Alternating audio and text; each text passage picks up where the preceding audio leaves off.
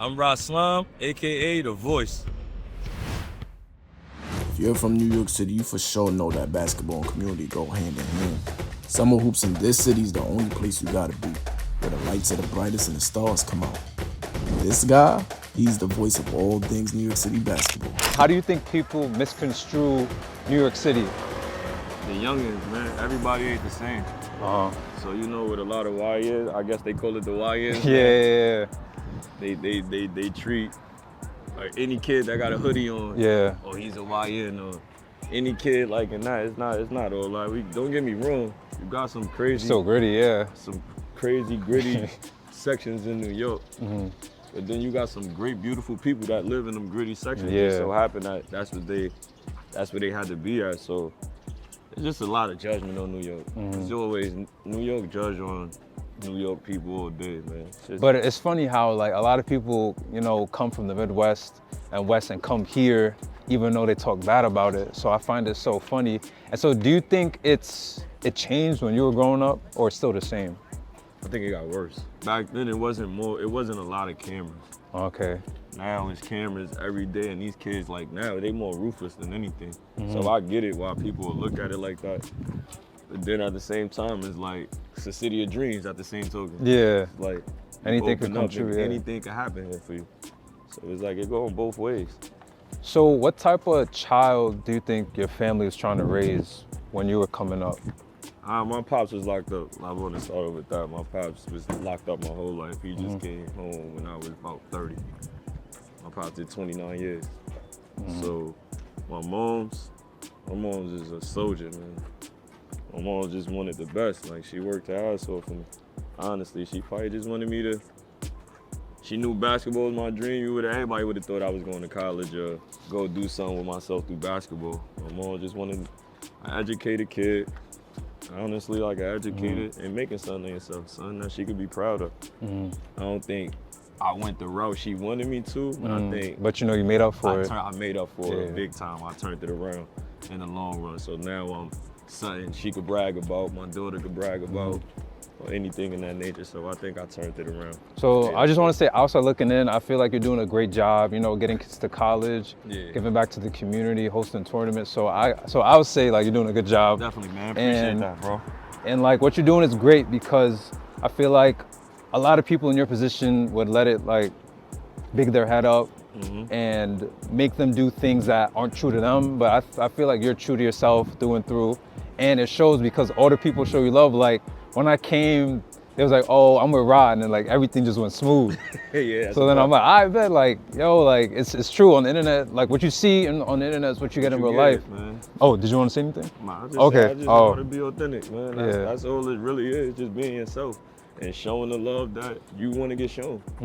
So it's like, I think the love I get is off of the love I done had shown over the years to whoever. I treat the janitor like he the boss. Yeah. Ain't nobody bigger than the program. Nobody's bigger than another person in my eyes. So I treat everybody the same, man. So the first time when you picked up a basketball, right? How did that make you feel? Who introduced you to the sport? My neighborhood, Fort Greene, 36, 46, Thomas, dude named Thomas, dude named Raj, my god brother Raj. Hattie, a couple older people. I'm gonna just say all the older people that was from my building. Like it was me and my cousin Epiphany Prince. We was probably like the young people that try to play ball. I remember I used to tell Pip she couldn't play ball because she was a girl.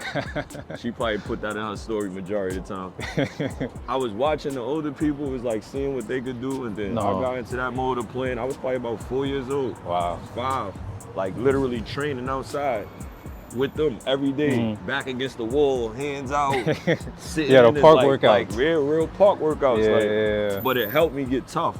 That like I always had heart.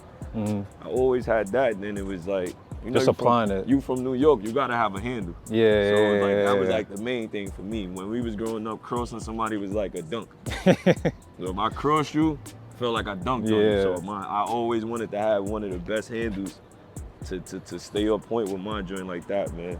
So I would say shout out to Fort Greene. They put the ball in my hand, and then playing with Ziggy, Brooklyn USA. They took I remember Brooklyn USA. Yeah, it took me to like a a real national known around the city, because back then it wasn't on social media, so you really had to go to these parks and go to these gyms and perform and be nice, and you couldn't just be average. The average people wasn't getting the respect. You had to literally be nice. So my name held weight since I was, I want to say 9 years old, literally. Jeez. From going to park to park, gym to gym, from Brooklyn, Queens, uptown, the Bronx, however you put it. That's why it's the love I get. It's like people watch me grow up as a kid, watch me make the wrong things, and then watch me turn my whole life around. That's fire. To where we at now. So it's like the love and support I get, I understand it also. So would you say basketball saved you in a type of way?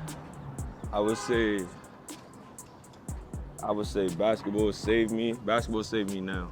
Basketball, at this stage of my life, basketball and kids saved me. Basketball, kids, and my man D-Mac, DeWan McMillan. He's the head coach at Wagner University. Wagner College in Staten Island.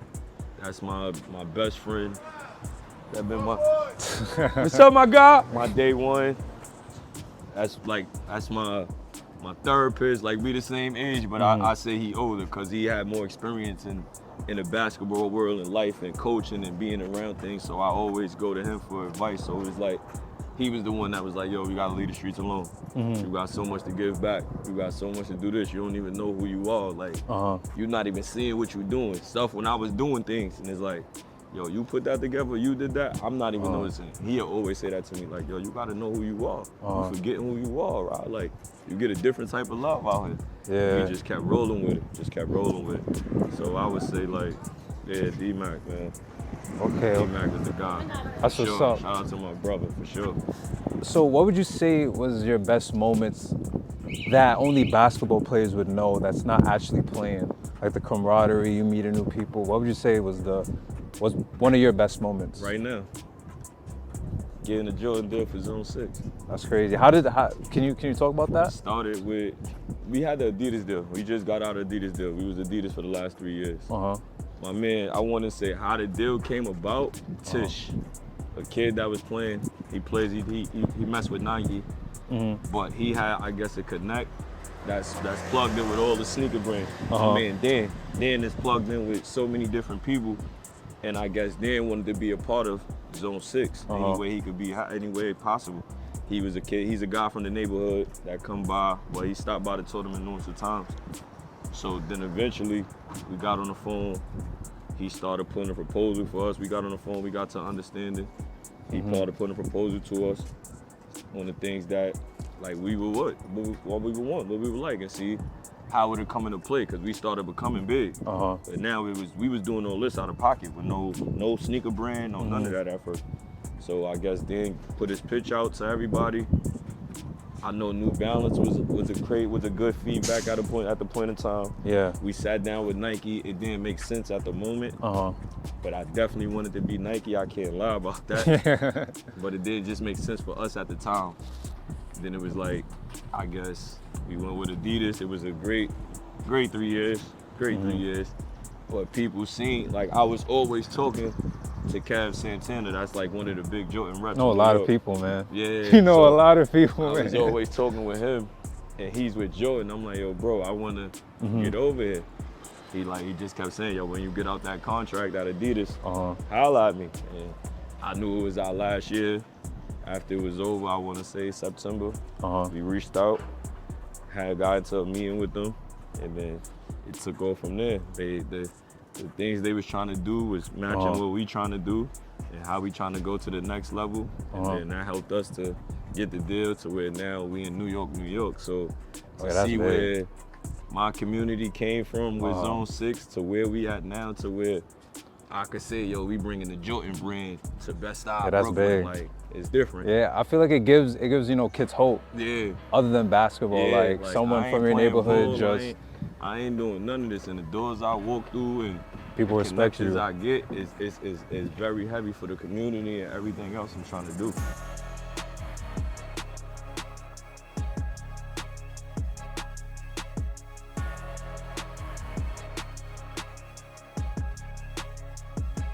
So where did the fiery passion for helping the youth come from?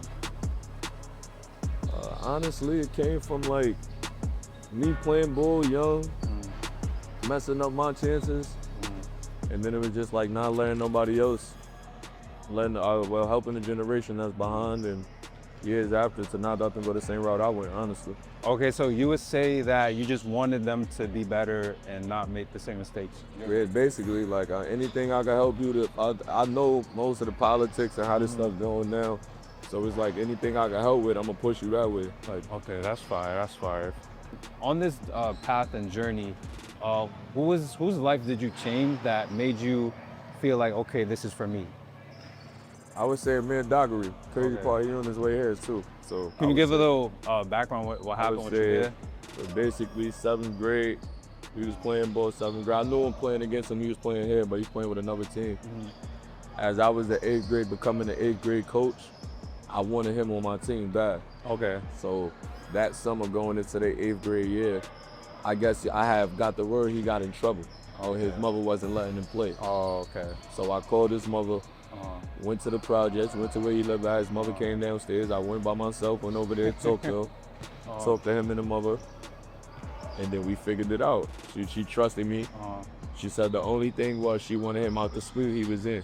He was getting in trouble so much. Okay, okay. I wound up having connections with Eagle Academy, got him at Eagle in middle school, and then he wound up staying there his 9th grade year. I wound up started working with him. Okay, okay. So it was like keeping him out of trouble. Doc was, I'm not gonna say lazy, but he was a kid that'd try to find his way through a loophole every time instead of putting the work in.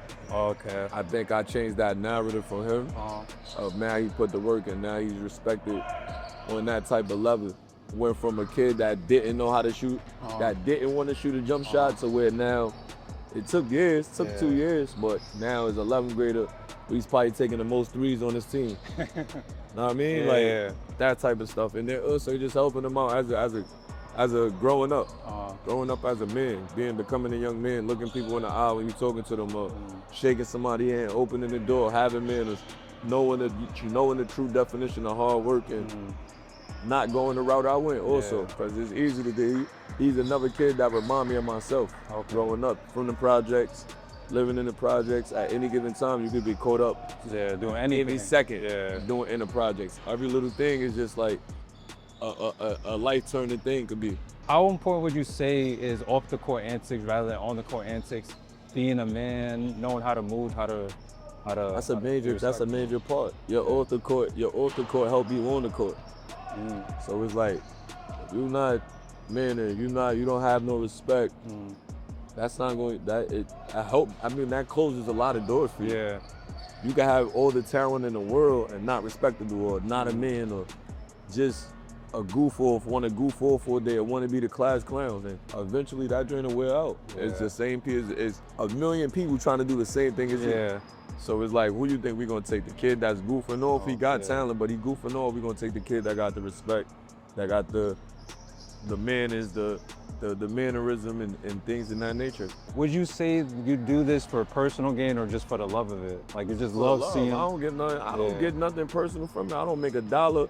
I done probably spent way more money than I ever made dealing with basketball and life general. Like I don't make a dollar off this. Man, these kids become my kids. Yeah. Eventually, like man, Lee, all these kids, they become my kids. It's like Lee came from Nebraska. Yeah. I seen him. I'm like, damn, how you come from Nebraska to here and be comfortable too? I got him to come from Nebraska to live out here to be comfortable for a whole year. I'm the guardian for him. Yeah. So How'd that process go? Honestly, I played against him in AAU last summer. What team was You was playing with ETG out in Nebraska, I think, one of them type of teams. You playing against him, he was having a great game, but me being who I am and how I act, his father's the same way. How do you act? I'm just hyped, man. I'm just energetic. I'm passionate. Passionate. I'm gonna have fun with it too. I make the passion fun. I make it to where you want to come to a game. You want to argue. It's intense, but it's all love. We don't go no further. It's not disrespect or anything like that. I'm gonna rep my team. You gonna rep your team, and that's what it was with me and his pops. And his pops was like, Dad, we ain't never had these type of people. Like, people look at us crazy when we go back and forth with somebody or this and that. Like, yo, I need my son in New York, and I thought he was joking. At first, like, yo, I need him in New York, and then eventually I got the call, like, yo, Lee father serious. Like, what we doing? So how would you say So someone that wants to do what you just did, how would you say you have to be? As in your demeanor, how you approach people, talk to people? Because doing that is not an easy thing to do. Honestly, I just be real. Be real? I ain't gonna lie to you. I can't sugarcoat. I'm not the person, yo, I'm gonna get your son in Duke tomorrow or this and that. Nah, I know what I could do and I'm gonna tell you what I could do. And then if I can't do it, I got a bunch of associates and a bunch of people around that I'm connected with or in my circle that can do the things that I can't do. So it's no problem to never gonna hold you back. Yo, bro, I can't do this, but he can. So I'm gonna put you with him for this situation, for you to go further, whatever you gotta do. Do you feel like a lot of coaches sugarcoat stuff for the kid to come? That's a fact. But like, why would they do that if they have no intention of playing? Because at the end of the day, some of these people want to look good for themselves. Okay. So it's like But you said, how do they look good if they're not playing though? because we in a world of politics. So it's like now, the same way they do with politics, they do with us. I mean, it's just like basketball. If I say I got Lee Robinson, everybody in the world is gonna want to contact who for Lee Robinson? Yeah. Me. Okay. Oh, okay. So now, certain people are, yo, you can't. He's not playing unless you give me 20,000. Certain coaches move like that out here. Wow. Yo, you got to give me 15,000 for him to play. Some of these kids won't even know that. They just got 20,000 for you playing. Yeah, and you're not getting a dime. No, probably give you a dime. Probably give you 3,000. You just got, so you got 17 tucked. You not sweating. You not playing. You not doing none of that. But you found your way to do it. So it's like the politics never stop. So why they call you the voice? That came out, honestly, my man Zay. My man Zay from my neighborhood. He got a podcast. I tell you what podcast. Shout out to my man Zay, man. I tell you what podcast. It started with him. Okay. Honestly, I guess the same time Little Dirk was calling himself the voice. Okay. It was just us coming from where we come from when Zone 6 started. We both seen what Zone 6 was, what it was. Yeah. And then to see how it became, it was like, yo, nah, you brung everybody out in the neighborhood. You make, I done had people that got real serious beef. Yeah. Like drama in the hood, come to the park and there's nothing happening. Yeah. They're just gonna show love and it's just like, yo, nah, they showing all this love of the shrimp for Ra. Like, nah, Ra, you the voice of the hood. You the voice of it. And went from that and people started calling me that and it just kept growing. So how does that make you feel? Like, does that, I don't want to say big your head up, but like, how does that? Nah, I don't think it big my head up. I think it's like, it just pushed me more to like want to do more for that neighborhood. Like, whatever, my mind is always to make sure my hood look good. Make sure whatever, to take the negative look from my neighborhood, because we had a negative look for so many years to where now when you bring up Bedstuy, you definitely saying Zone 6 automatically, or you say anything with Brooklyn, you bringing up Zone 6 some way, somehow. So I feel people don't understand like basketball is a cheat code, or playing sports is a cheat code that teaches you life lessons at a very young age. So what did you bring from the sport at a young age that she apply now? As a young or not young, but I want to say, can I switch it? Yeah, switch it. I learned from me not staying consistent that I got cursed. Yeah. I fucked up.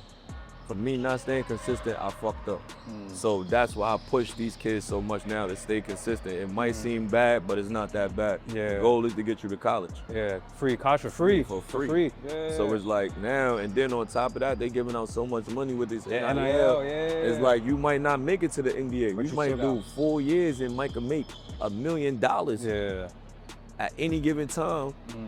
And then have something to start a career. Now you got money to, if you want to go invest somewhere, you want to go do something else. I just know I'm happy with that, to put you in that position to where, all right, you got a chance to go to college, you got a chance to get a degree to whatever you want to do in life, because you might not make the NBA. Only about 70, 60 people get drafted a year. Yeah, that's crazy. So it's like, you got overseas, you get some people to go overseas, some people get tired and don't want to go overseas. Some people rather stay out here and be with their family. At least you started off, you starting off with 700,000, 800,000, close to $1 million. So whatever you want to do at your business and life. So would you say you like NIL? Because a lot of people in college, college coaches don't like it. I love it. You love it? I think the kids, you got to think about it. These people have been making money off these kids for years. Years. Your tickets, your arena sell out because people are coming to watch the kids. People, even high school, people coming to these gyms and supporting and buying your candy and buying your juices and all your concession stands and spending numerous amount of money on your tickets and for the kids. Yeah. When we gonna reward them? So the state of NIL and the state of New York City basketball in general, how do you feel about it? Are you excited to what's to come? What's going on? Or I'm scared. why? Why are you scared? Because with NIL, now it's like this year alone, only 71 people went into the draft. Yeah, I saw that stat. When like 2003 it's the lowest since 2003, and like last year it was like 236 people entered. Facts. Yeah. So now it's only 71 people in the draft. On top of that, it's packed in college now. Yeah. You got So- people coming from overseas. People coming from overseas. Yeah. And then you got people Jimmy. that's doing the portal. Yeah. People will do 1 year, let me enter the portal. Another year, let me enter the portal. Another year somewhere else, let me enter the portal. We getting the money, but now it's like the high school kids is not getting they fair chance. Yeah. Because the 'Cause- freshmen's not really true now- freshmen. They Now I know I got friends that's college coaches. How they recruit is like, all right, we gonna look at the portal first. Then we gonna go D2, might go D3, then go JUCO. Oh wow, no, not even D1 yet? Then go, D1 is the portal. Basically, Okay, the portal is okay. like all of D1s. You got 5,000 people in the portal trying to get to a new school. Yeah. So now you got that, you got D2, Yeah. you got JUCOs, then you got the prep schools, then you got the regular high schools. Crazy. So they're looking at the regular high school kids last. Why Yeah. would I go get a high school kid when I could go get a kid that already got a year in, 2 years in, already a vet, already understand what we trying to do, already know the college works.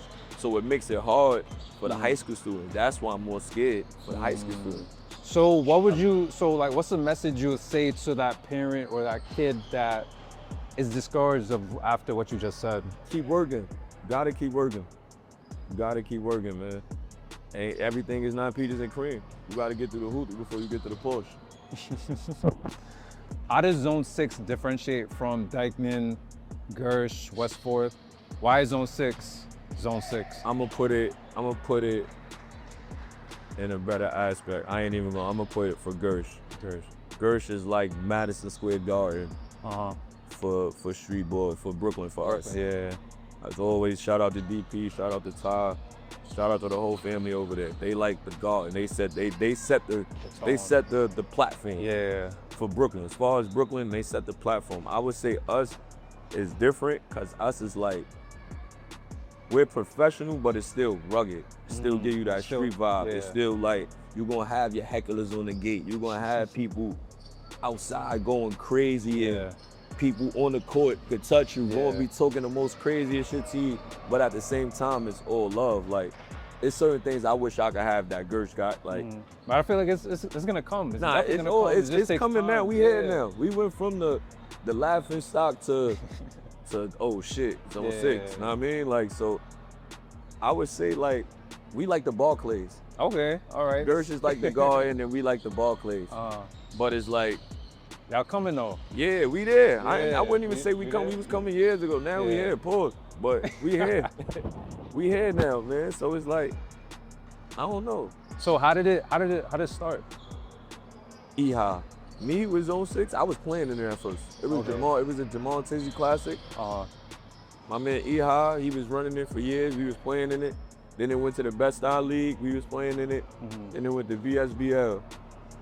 We was playing in it, and then Eha was like, I used to play and after my game, I get around the mic.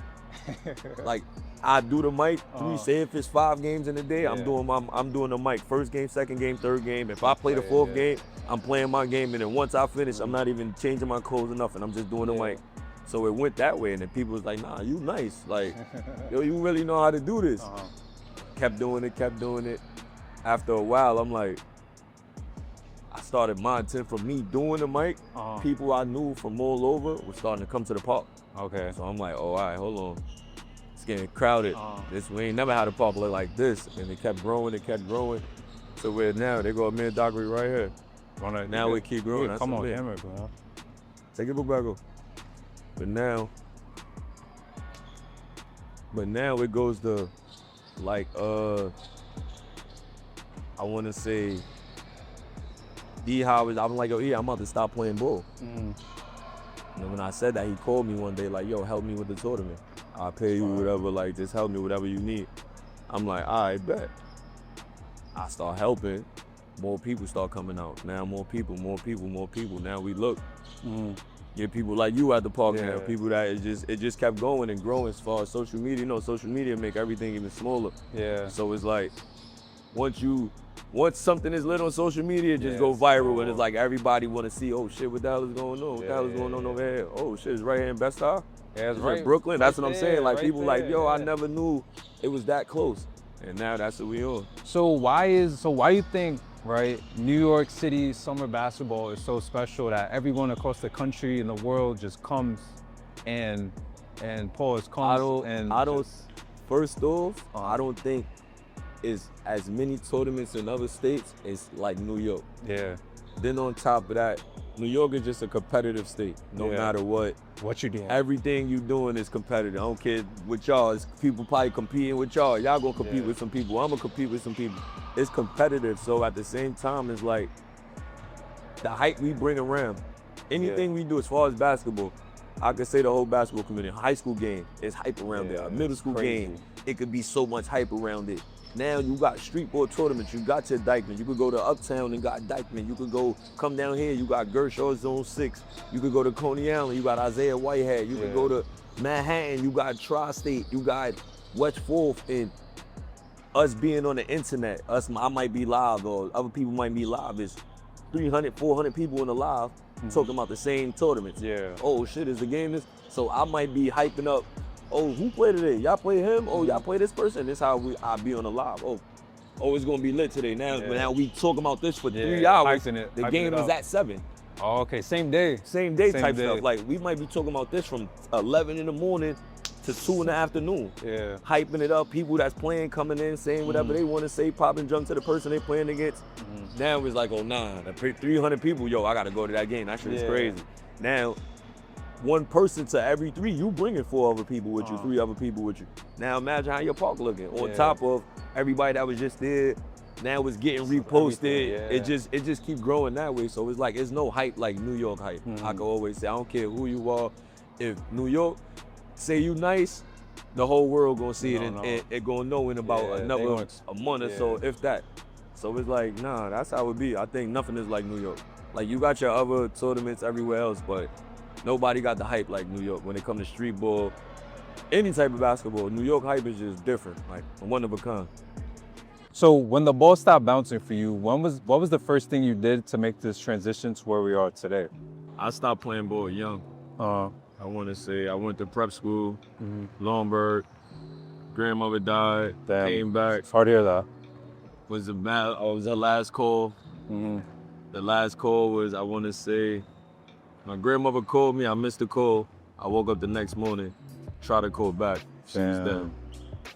Type shit. So with that, I stopped going to school, came home, was in the streets, started like playing street ball tournaments. Yeah. Went to South Shore. That's what happened. I went to South Shore. Shout out to Smoke. Smoke called me. Like, yo, I heard you back in the town. You should come to South Shore. It's gonna be your team. Didn't know the coach, Mike. I thought Smoke was coaching. Go there. I had to pay $5,000 for my transcript from Longburg. Oh, wow. My mother was not paying it. So it was like, my mother was on some, I'll go half. Y'all want him? Yeah. Go half with me. Yeah. Reasonable. These dudes pump faking. I was supposed to go to Thomas Jefferson. I called somebody. Shout out to Pee Wee. I called Pee Wee. Thomas Jefferson was gonna come half with the money.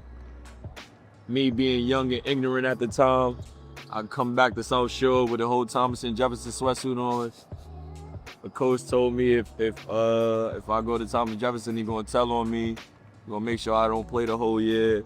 So I wound up dropping out of school, honestly. Oh, wow. Signed out of school, like went to the guidance counselor, was of age, signed out of school.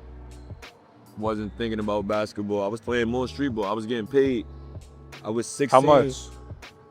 Honestly. If you could say. No, definitely at that time. Honestly, it depends. Depends on who we was playing against. Cause I probably my coach would probably give me 300. Then you got your local drug dealers or the drug dealers in the hood betting on the game. betting on how you play. So I probably was leaving out the park with at least 600-700 a game. Damn. And how old? You say you were 16 at the time? At the time playing unlimited. Did you think that was that was good? Good bread. At that time, yeah. Because I wasn't hustling, I wasn't doing nothing. Yeah, you was playing ball. This fresh for me, still asking my mother for money at times. So it's like, oh, now we getting this all summer. Every game I go to, I can get 600 or 700. Yeah. Got to think about it. We probably playing 2-3 games a week, so I'm making 1,000 plus. It add up. But long story short, stopped playing, wound up getting into the streets, doing a lot of asshole shit, dumb shit that the YNs do now. I was into all that. And then, like I said, man, my man D-Mac, I want to say around pandemic, about 2020. Yeah. He was coaching. I'll never forget, he was in the crib, and Tiny Morton called him at Nazareth. That's when Tiny just got the job at Nazareth. He called D-Mac. And D-Mac was going to be the freshman coach. Wait, sorry, did he have a job? Was that his job before Lincoln or after Lincoln? This was Nash? Yeah. After Lincoln. Okay. This was years after Lincoln. Okay. But he was taking a head coach job at Nazareth. Yeah. And he needed, I guess, coaches for freshmen, JV, and called D-Mac. So the freshman, it just so happened I'm next to D-Mac. Yeah. I'm like, yo, tell Tiny I want to coach. And D-Mac like, yo, you serious? I'm like, yeah. He like, I'm gonna tell Tiny right now. So Tiny like, yo, if he's serious, tell him come down. I wound up coming, being there with D-Mac and them. I'm seeing how everything goes. And it just went from there. I honestly, me and D-Mac was together every day. So it was like, this is a guy that eats, sleep, shit basketball. Coach it, think it, that's all he do. So it's like, my mom's always said, surround myself with people that want better for themselves. So you're gonna want the same thing or want more. So seeing his grind and knowing we coming from the bottom, and we went from Nas, did that 1 year. I was a JV assistant. He got me in the building, so I was JV assistant with my man Rube. Then after that, we came to New Heights. D-Mac, I didn't even gonna say we. D-Mac got offered the New Heights job. He telling me like, yo, I'm about to leave. I'm gonna take New Heights. He like, yo, I'm gonna give me 4 months, and I'm gonna get you in. Oh yeah, he a real dude. He a real dude. Like, that was his exact words, yo. Give me 4 months, let me get comfortable, and then I'm gonna come get you. The 4 months just so happened to turn into 1 month. So I'm just around. They gave him his own team. Yeah. I want to say like 7th grade. I don't know if you know Connor Spratley. Yeah, I seen him. Yeah. I had Connor since 7th grade. Same way I had him in. Connor was the first person I had like that. And that was through D-Mac. Not even through D-Mac. D-Mac had the team. He like, yo, help me. Like, come coach. Just so happened we go to a game, watch some young kids play to go recruit. Yeah. I see Connor. Connor's playing against Carmelo Anthony's son. Oh, wow. Kanye. Yeah. And Magic Mel and all of them. It's just Connor by itself. Connor wound up having 40. Damn. How old is he? You said 7? I want to say they were in 7th grade at this time. So Connor wound up having like 40. I'm like, D-Mac, only way I'm gonna help you coach is if he playing. Why did you want him? Oh, for that, he had 40. Like, I'm more of a person that you gotta get buckets. You gotta show me you got some talent. And he showed me like, oh, he could be one of them. And then to find out he's from the neighborhood, it was like, oh, nah. So D-Mac like, yo, you gotta go get him. If you want him on the team, bring him in the gym. Show me that your weight is up. Basically. Yeah. I did my homework. Reached out to a couple people that knew him. I want to say my man Tim Albright. Definitely. He put me on to him and Trevor. I spoke to Connor brother. I went and got him, run him to practice, and then ever since then he was with us and he was rocking out. So I would say it was D-Mac that got me back to that motion. It was just going from there. Once we stayed with New Heights, it was just like keep going, keep going. But also, he was also the same person like, yo, I'm only doing this for 3 years. I'm trying to get back to the collegiate level. He told me he had this whole shit planned out. Like, yo, you gonna be doing this, you gonna be this lit, you gonna be this poppin', and we gonna take over, you gonna be lit in New Heights. I ain't gotta worry about nothing, I'm gonna go to Wagner. I'm gonna go wherever. Yeah. He wound up going to Fordham, being an assistant player development son over there. Yeah. Wound up going to Wagner, was an assistant there for 1 year. The coach got fired, he become the head coach. Wow. I'm who I am in here. Wow, so he had the whole plan, everything coming together. It came together. That's great. Like, literally. That's great. That's great.